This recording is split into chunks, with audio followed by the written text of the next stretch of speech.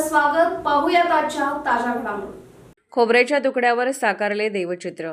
कसबा बावडा कोल्हापूर येथील कलाकार योगेश जयवंत मोरे यांनी ज्योतिबा यात्रेच्या निमित्ताने एक अनोखी व आकर्षक कलाकृती साकारली आहे.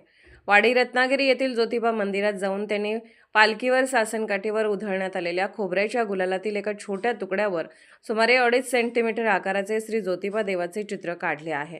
ही कलाकृती ॲक्रेलिक पोस्टर रंगाच्या माध्यमातून साकारण्यात आली असून ती पूर्ण करण्यासाठी सुमारे 2.5 तासांचा कालावधी लागला.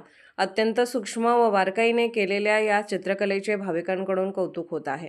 दरवर्षी चैत्र पौर्णिमेला वाडी रत्नागिरी येथे भरणारी ज्योतिबा यात्रा ही कोल्हापूर जिल्ह्यातील अत्यंत भव्य प्रसिद्ध यात्रा आहे. या यात्रेत लाखो भाविक चांगवलाचा गजर करत गुलाल आणि खोबऱ्याची उधळण करतात. यात्रेच्या मुख्य दिवशी विविध गावांमधून मानाच्या सासनकाठ्या डोंगरावर आणल्या जातात, ज्यामुळे संपूर्ण परिसर गुलालाच्या रंगात न्हाऊन निघतो.